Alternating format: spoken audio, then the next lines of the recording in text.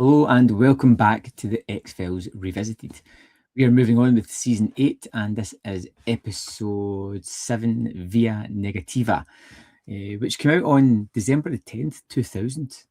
Just thinking about how long this actual series has been going. This is one of those episodes that reminded me of an episode early on, and I can't remember the name of it. Maybe you can help me out there, Brian. Remember what happened? Yeah, it was. I think it was season 2, maybe, and I had a sort of ex-army guy who I felt was going into people's dreams. Not Fresh Bones. I can't remember. It just felt a little like the kind of idea of it felt a little bit familiar. But I definitely felt like this was the better of the episodes. Right. Okay. Now, a better prepared host would have actually researched this. But we don't do that. Anyway, you're lucky if you get any episodes recorded from us, quite frankly. So Via Negativa, what's the kind of legacy of this one? Did you remember it going into it? I actually didn't. Now, I do remember, like when I looked at stills from it, I remember the image of the guy with the third eye in his head, but I had no recollection of how that actually played into the episode. And I also got slightly confused as to whether or not this had something to do with another episode, which I think is actually called Badlar, with this guy who's got no legs and he's on this little wheel cart trolley thing. And then I'm like, no, they're not the same episode. We've not got to that one yet. But it's like, yeah, but I think because both episodes deal with some form of mysticism, which is never something I particularly enjoy in terms of subject matter for the show. But yeah, right. It's I was going into this fairly kind of like, I don't really remember a right lot about this, to be honest. It's not. Yeah, I'm drawing blanks. So yeah, so fairly fresh. I feel like I came to this one. I did notice that the guy in it, the main guest star, is in The Dark Knight, which obviously is my favorite movie. So he plays the detective who goes into the Joker's cell. And the Joker starts winding him up. He's like, you want to know how many of them were cowards? And it's like, so he's that guy. I was like, I couldn't place him at first. I was like, where have I seen this guy? I was like, oh, it's the dude from The Dark Knight. So the man who's doing the shooting. Yeah, the man who gets the third eye thing on his. Oh yeah. Also, I think Via Negativa reminded me of Sleepless. Oh, that's the one you're on about. Yeah, Sleepless. Yes. Yeah. Right. So I think Sleepless is the better episode. I can't really remember. Yeah. Too much about Sleepless was also the introduction of Krychek, and it had Tony Todd as a guest star. Yes. Yeah. Yes. Yeah. So, okay. Yeah. I know the one you mean now. Yeah. But let's remember, everybody, and yourself, about my memory issues. So, pinch of salt. I'll take with most of these things. Very big pinch of salt. Yes. Consider it more of a bag of salt. Yeah. A quarry. Okay then. Shall we crack on? Let's do it. Everybody's favorite guessing game. Graham, we've got 21 episodes. Actually, we'll do the complete. So 217 episodes. 217 episodes of the X-Files. Where do you think this ranks amongst them? 134. Ooh, 138. Wow. Not too far off. It's yeah.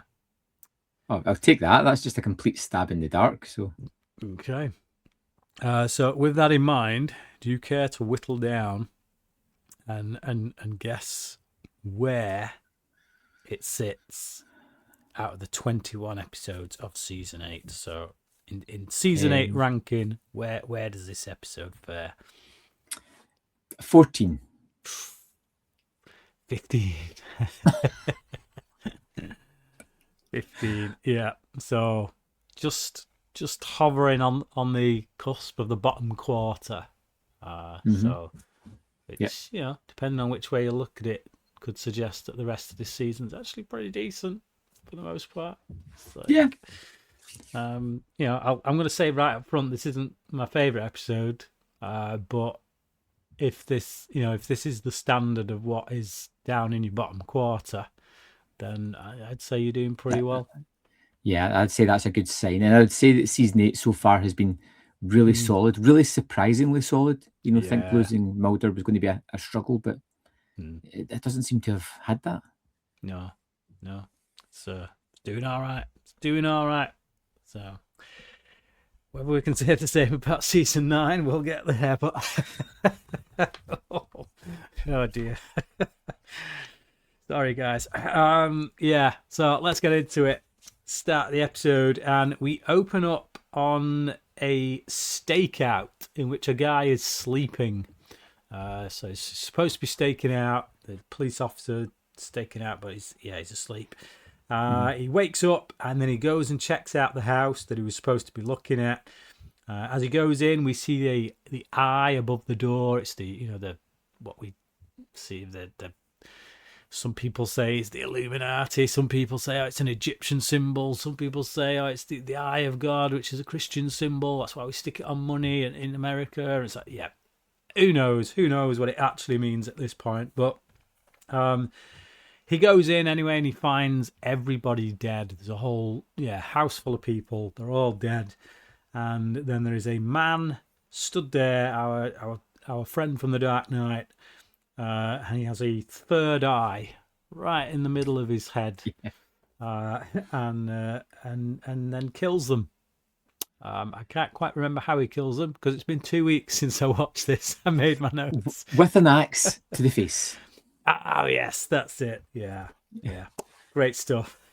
Yes, I think it's a really inventive opening. I think you're like, what the hell's going on? See when he walks into that house and there's just the rows of beds with all the bodies that are just dead, and the sort of haunted house feel of it as they're kind of moving about, and they do that thing where the two police guys kind of separate. Where you're like, come on guys, why would you? Why are you doing it? This place is terrifying already. I think it's like a really good setup. The third eye ekes into silliness, I would say. It gets a bit too close for comfort, I would say. But, although we have seen wackier things on the X-Files, but for sure. Although they generally tend to be in comedic episodes. I think that's the thing, is like when you see the guy with the eye, the visual on that feels like something that would be in like a Darren Morgan episode. Yeah. And yet this isn't that way at all. This is played completely straight, and it's like, and I can picture that. I can picture the guy like bumbling about, try to hide it with a hat or like a dodgy wig or something, and you could totally picture that episode.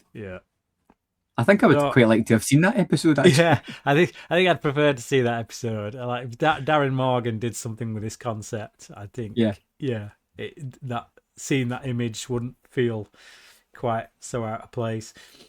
But so Scully wakes Doggett with a phone call, but she can't go because something unexpected has come up at the doctor's. So basically, Doggett, you're on your own on this one.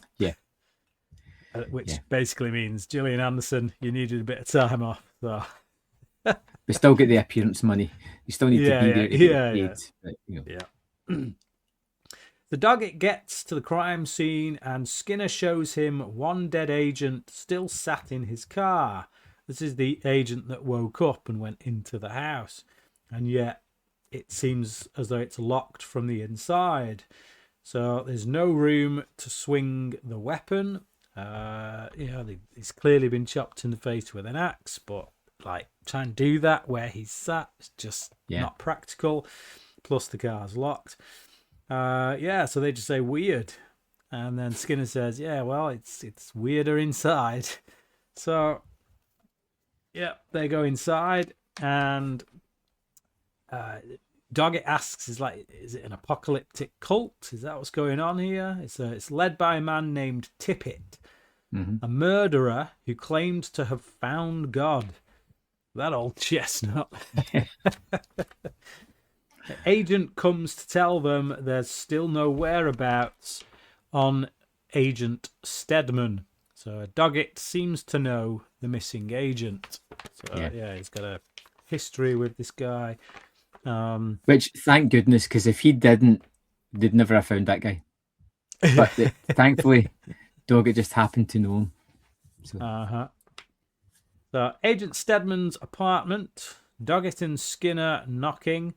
A landlord opens the door, but it's on the latch, so they bust it down and find Stedman's body in bed. And once again, splat. So, thoughts? So I'm just kind of wondering what the process was here. So the guy who was doing the stakeout, was he there alone doing the stakeout, do you think? No, I reckon he was. I think they were there together, right? And then whatever images have played out in these guys' heads has made him go home. Although it's been 2 weeks since I saw it, as I say, so I could just be totally plucking it out. I think it was the fact that he was in bed sleeping with his pajamas on, and I'm just thinking that his partner's just been murdered. All these people in this building have been murdered, and he's just went home for a nap. And I wasn't too sure assuming he was even there. Yeah, so that's what makes me think, was he in his bed the whole time, and it was just the one cop there? Yeah, I would say no, because I think the very fact that he's dead suggests that Tippett has seen him at the stakeout and has maybe they swapped over or something. I mean, I'm reading way too much into something that really doesn't matter, but you know me. So, the videotape of one of Tippett's preaching sessions is a nut job who believes that the path to God is through darkness, which sounds more like Satan to me, to be honest. It feels like the opposite. Yeah, when it comes to like preachers or people doing sermons or anything like that, he doesn't come across as good. Like he comes across as really poor and manipulative, and the little pauses feel so dramatic and forced. You know, there's no charisma with this guy.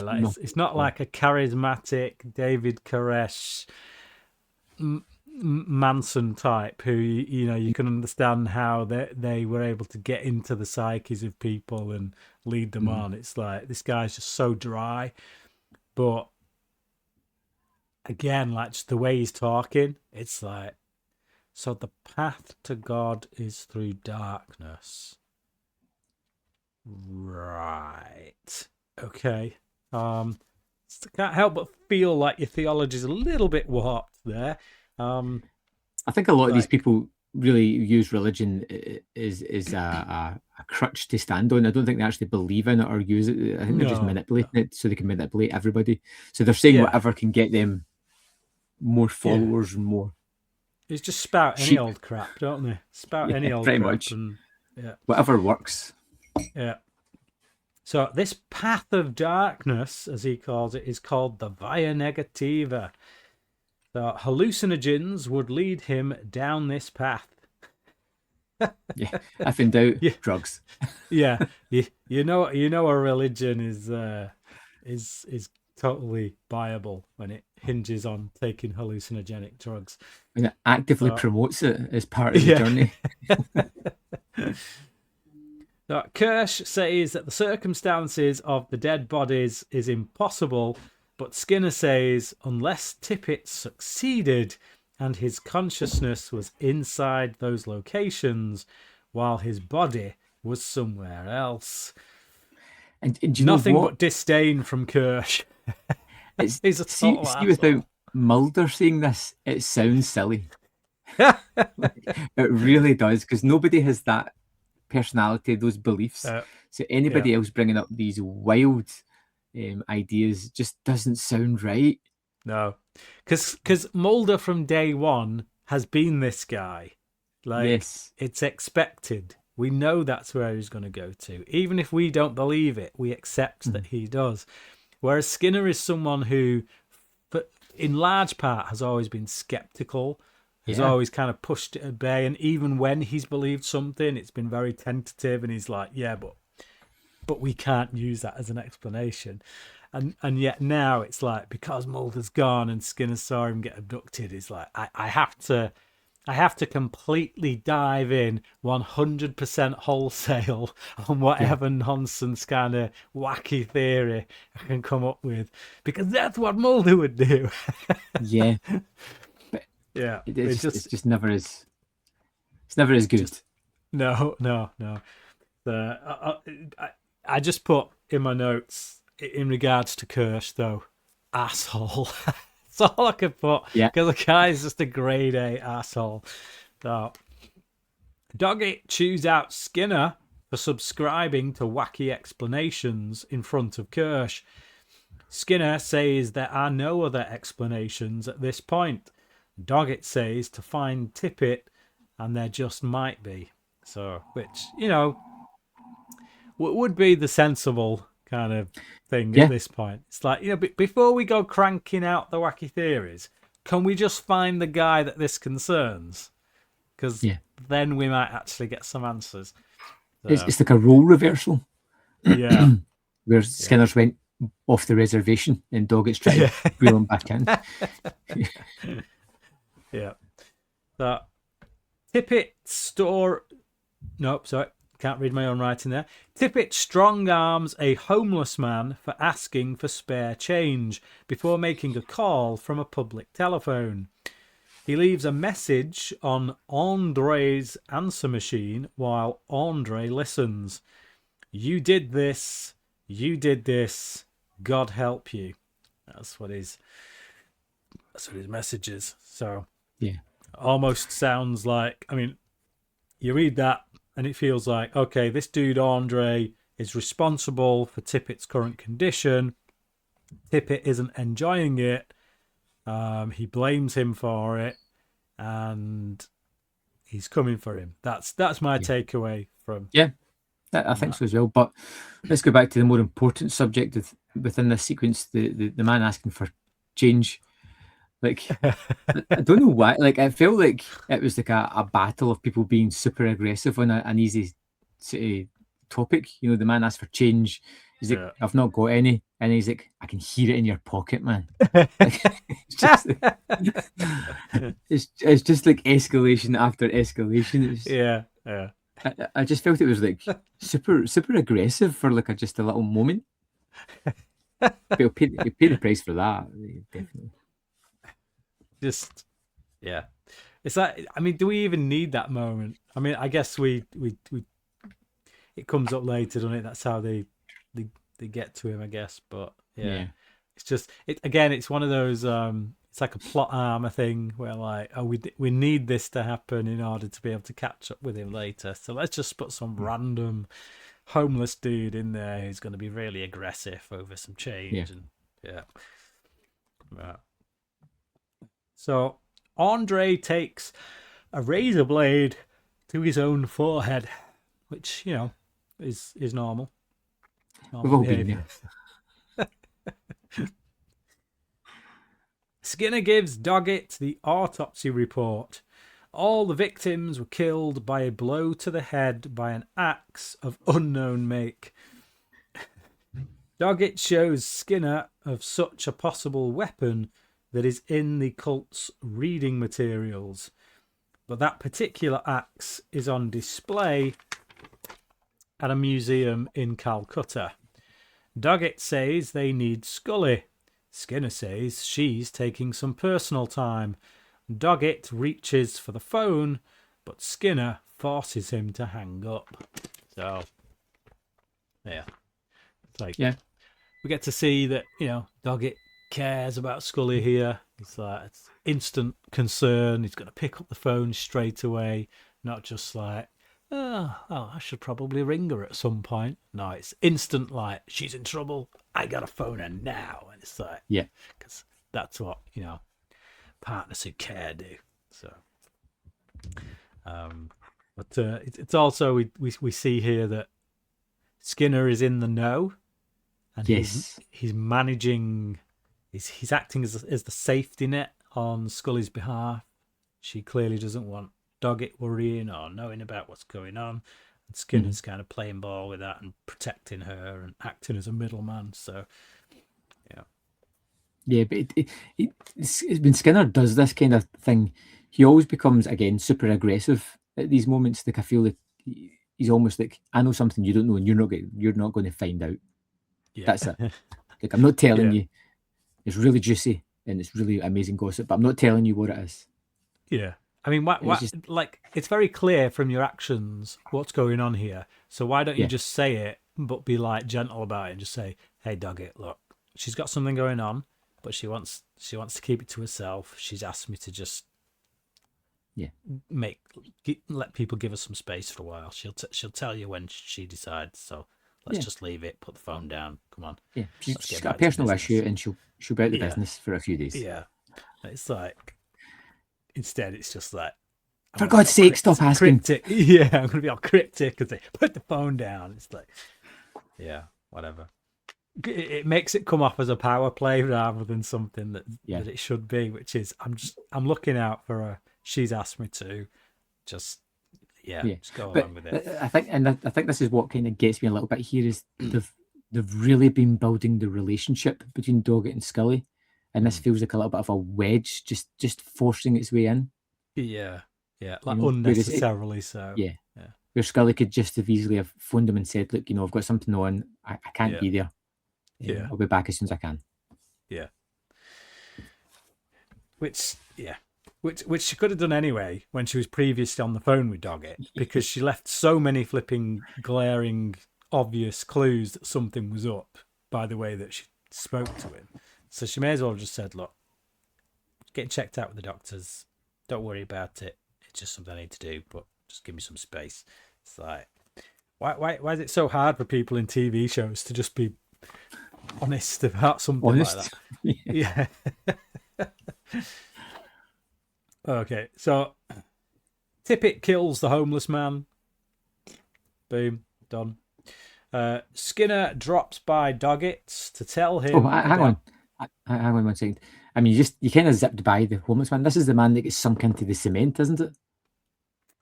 Yes. Yeah. I thought that scene was excellent. Like, I really like the fact that he's just sitting there on the ground and then just starts to look.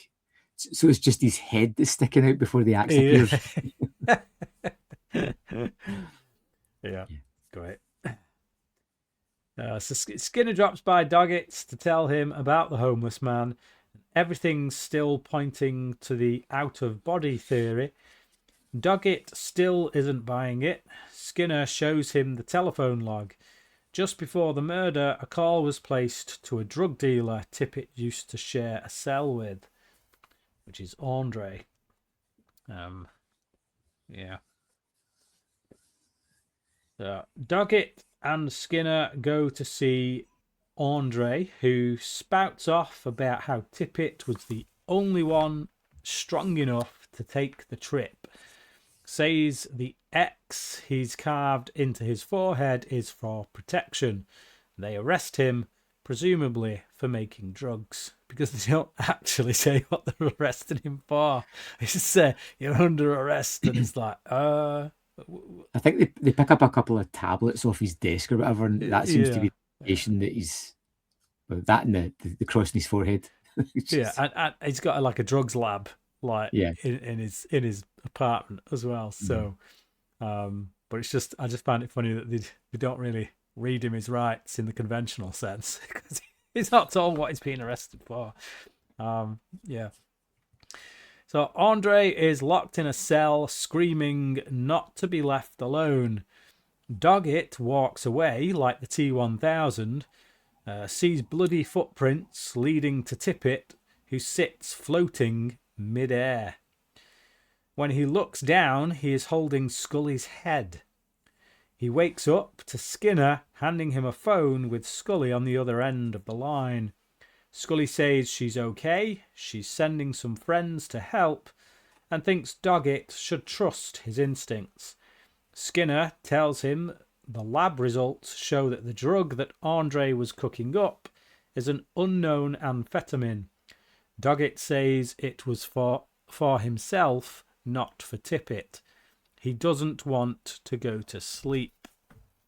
So it's, kind of get the sense that Doggett's like, he's just had this almost waking dream experience, which was pretty disturbing. And that's kind of made him suddenly, maybe not fully lean in to Skinner's theory, but kind of take it seriously and go, okay, if this dream stuff, waking dream stuff is real, then at the very least, the dude who carved a cross in his head is scared about Tippett. Doggett was sleeping at the time he had that nightmare. But it's just, I'm really curious about Doggett. I do like him because he's thrust into this world of the X-Files where all this weirdness happens, and it's trying to watch this rigid sort of ex-army guy who's in the police force, who's in this procedural job, try to deal with these thoughts and feelings of weird otherworldly, and almost try to rationalize it while accepting it. You know, it seems to be he's neither in the Scully or Mulder camp, but he seems to be trying to balance both of them.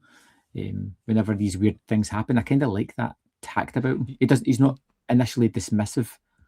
Yeah, like or there is sometimes where he is initially dismissive, but because he has, like, there are times where he's seen things and then there's a certain level of acceptance there. Whereas Scully back in the day, like season 1 times, she could have seen something or experienced something, and still she would rationalize it away somehow.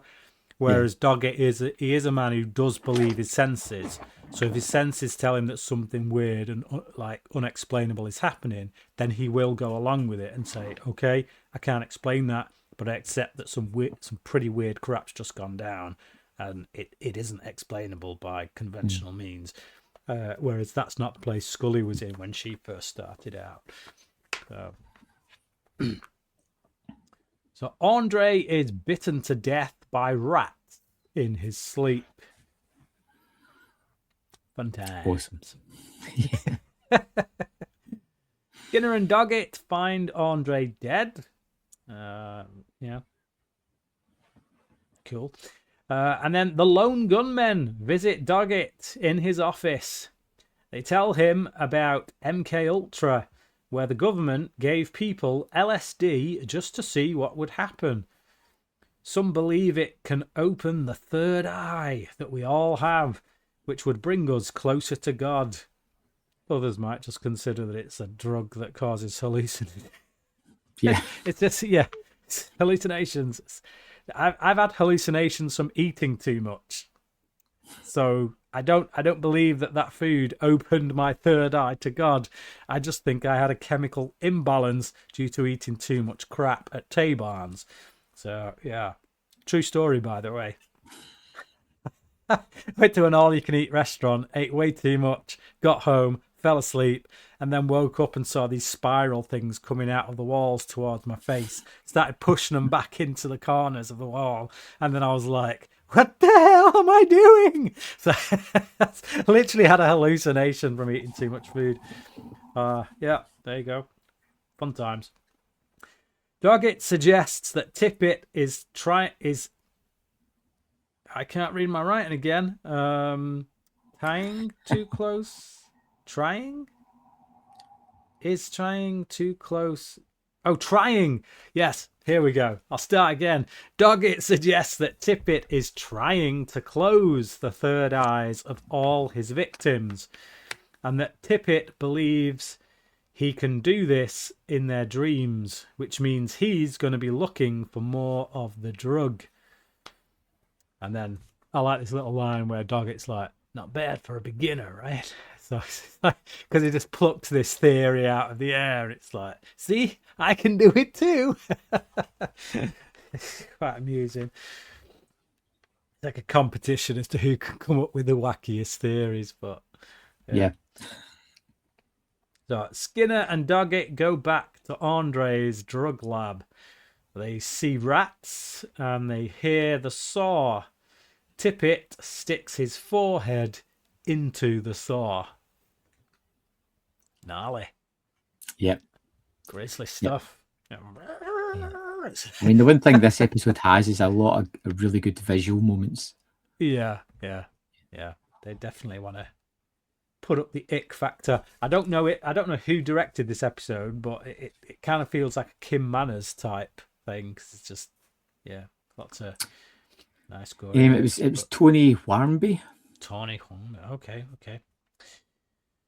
Not sure I've seen his name on any others, on many. No. It doesn't sound familiar. It's not a regular. Could be wrong. But anyway. So they admit him into the hospital, and Doggett flips a few pages back and sees Scully's name on the admittance sheet. She was in for acute abdominal pain. It's like crossing a few lines there, Doggett. Crossing a few lines.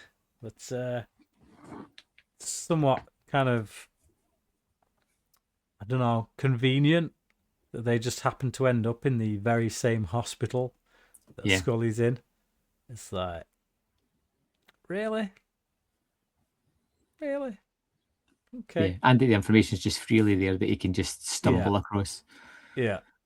It's like, And is that the only admittance sheet that they have? That's like, it's just, that's they've only had 6 people in the entire hospital. Quiet hospital. Yeah.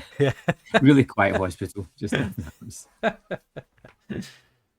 oh man. Yeah. Anyway, moving on. This, just the plot needs to move, and that's the most functional way they've found to do it. Doggett sees Scully asleep in her hospital bed and gets all kind of mournful look on his face about it. So. Kirsch's office. Doggett tells Kirsch why Tippett sawed through his own forehead. Kirsch says, case closed. He's like, let's brush this under the carpet as quickly as possible, guys. Doggett says, like hell it is, and Kirsch says, it's bloody well closed. So it's almost like you want this just out of the way, Kirsch. Like, have you got some kind of vested interest in this? What's going on here, man? Kirsch just instantly goes from 0 to 100 on the arseholeometer. Like, every time. I think he starts at 100, Brian. Yeah, he starts at 100. He's just there. That's his baseline. It's just always there. Mm-hmm. Yeah. Doggett leaves a message on Scully's machine. Says, part of me thinks, what if Tippett was right and we should have let him die? So Doggett there starting to have doubts about what they should and shouldn't be doing. Mm-hmm. When he hangs up, he sees Tippett in the mirror, then goes to bed. Yeah. And then we see the axe. I'm just like, given the things you've experienced right now and given the things you've seen, you've literally just seen Tippett in the mirror and you're like, oh, well, off to bed. This is the problem I've got with episodes like this, where you're never sure what's reality and what's fictional. And if he's seeing Tippett in the mirror, does that mean that he's already asleep? Yeah. It's just never sure. Yeah. It's just like, is this guy able to appear to someone in a vision while they're awake, or do they have to be asleep in order for it to be there? It's like it's I feel like the third eye concept hasn't quite been explained enough to iron out those kinks. But for me, it feels like what it simply means is that this guy can project images into your mind.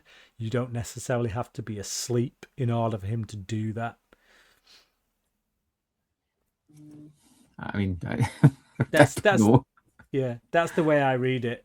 But it just, yeah, it's not quite fully fleshed out enough to prevent confusion at times. But yeah, I do find it quite laughable that he just goes off to bed. Like, dude, like, I'd be getting some more caffeine down me after seeing that. I'd be having my gun by my side.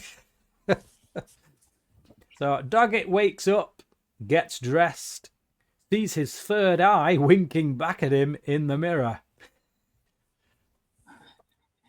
Okay. He arrives to work, because, this is all just normal now. Arrives to work, tells Skinner he's not sure he's awake. It's like, Yeah. like you can see it on the face and the way it's filmed. It's like really like otherworldly and like, am I in a dream? I don't know what's happening right now. It's like, Yeah. everything looks like it's going to slow down. It's just, yeah. Skinner tells him to go home and get some rest. So the building is suddenly empty and dark. Tippett steps out of the darkness and tells John he's going to kill Scully. Okay. Why not just do it? Why come and tell me? Yeah, I've got to look. There's lots of questions right near the end of this episode where you're like, why is this happening? Why is Tippett bothering with Doggett? Why is he targeting Scully? Is there not somebody closer to him that he could target? It just seems so many questions and not a lot of answers. Yeah. Then Doggett is at Scully's apartment. Axe in hand, he decides to turn it on himself to prevent Tippett using him to kill Scully. But before he can use it, Scully wakes him up. And then, yeah, Doggett just says, "You saved my life, Agent Scully." Yes. It's so wild. And then it goes off. And it's like, yeah. And that's it. That's the end. And I'm like, what? It is a wild ending. So what's stopping this guy from doing it again? Nothing. And well, again. Doggett's never going to sleep. Doggett's never going to sleep again, obviously. So that's just problem solved. Yeah, it is basically like the X-Files equivalent of Nightmare on Elm Street, isn't it? Right down to the ending that doesn't really make sense. Yeah. Let's just dive into the wrap-up. I'll give a wrap-up in this one because generally a lot of the visual elements here I really enjoyed. The look of it, the setup, some of the nightmare sequences were really fun and inventive. The guy fading into the cement was great. Some of the opening with all the bodies lined up on the beds, like dead in their sleep. There's lots of great visual elements here, but as the episode goes on, you realise that there's no structure. There's no end point. There's no real investigation that they can solve. There's no bad guy that they can actually get their hands on. And by the time we get to the end of the episode, I don't care. It doesn't make sense. I don't even have enough energy to get angry about the silly ending. And it just becomes an episode that is... I think I'm going to give it a very low 2.5. I was pushing towards a 3. 2.5, I think. I just like the ending is awful, and other than the visual elements, there's nothing here that I particularly like. I like the ending from the standpoint of how it makes you feel way off kilter, and it's just like, oh, this is trippy, this is weird, but it doesn't go to a place that is satisfying, that wraps things up in a way that is like, okay, I'm just left with questions. What's stopping this guy doing it again? What makes Doggett feel like this is the end? What truly makes him feel like Scully saved his life? Like, I mean, was it all just to get Doggett to axe himself in the face? In which case, why is he not sat there on the bed with an axe? You know, because if that's what the dream was about getting him to turn the axe on himself. Well, that's great in the dream, but when he gets woken up, he's just on a bed. So shouldn't I he think be? that seemed to be the thing all the way, because even in the car, like there's no axe in the car, there's no way for it to swing. I think they just die in their dreams and then wake up with an axe wound. Or don't wake up. Don't wake up with an axe wound. Yeah, it's all just, it's far too wishy-washy, and it's like mysticism itself. It's, you know, I find that with mysticism, all these, the mystics, they bring these concepts, these religious ideas, and they're very loose and they're very kind of freewheeling, and the moment you start probing them and asking questions, it's like, no, just go with it, man. And it's like, and that's what this episode feels like. It's leaning into these mysticism ideas, and I'm just like, yeah, but what about? Yeah, but what about? And then it actually has no answers for them. It's just all falls apart as a result of that. I think there's some nice visual flair to it. I think the concept behind it is actually good. You know, when it starts off, it keeps you like going, oh, okay, what's going on here? Yeah. And I do think there is an element there that, oh, if you just fleshed it out a bit more, it could have something. It's promise and kind of no payoff really. So yeah, like you, I'm going to go with 2.5. I was tempted to go with a 3, but now I'm just kind of like, now that we've talked it through, it makes even less sense talking about it. So yeah, 2.5 out of 5. Yeah.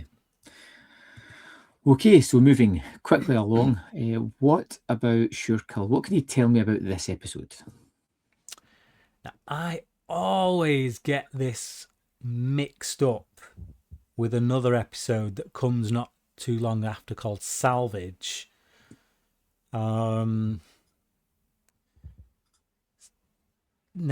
Salvage, I think Salvage is the one that's about a metal man, like a man made of metal.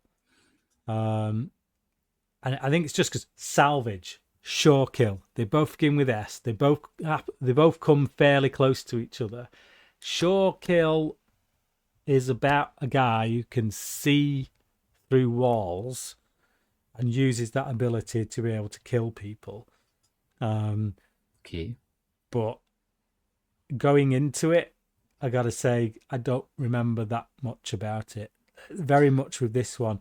I do remember a lot about Salvage, but once I realise which one Salvage is.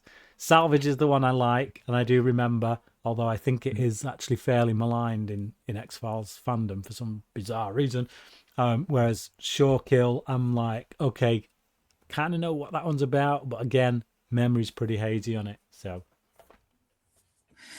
okay, well, that's something to look forward to. I think. I don't know if you've really built the enthusiasm there, but of course we'll be back next week where we're going to talk about Sure-Kill. I'm kind of, after this mysticism episode, looking forward to getting back to something that's a lot more straight-laced X-Files. Yeah. Which I think I really need after this one, particularly. I don't tend to like the mysticism stuff. Like the last one we had was the All Things, which was the one Gillian Anderson directed, and that was just like, oh man, made me want to throw up. But yeah. So there we have it, Via Negativa. Not one of our favourite episodes. In fact, it was so damning it kind of hit you like an axe to the face. We are going to move on next episode with Sure-Kill, where hopefully you'll join us. And if you don't mind, if you rate us on iTunes or YouTube or whatever podcast service you use, it allows other people to discover our passion for the X-Files. And we'll see you next week. Bye.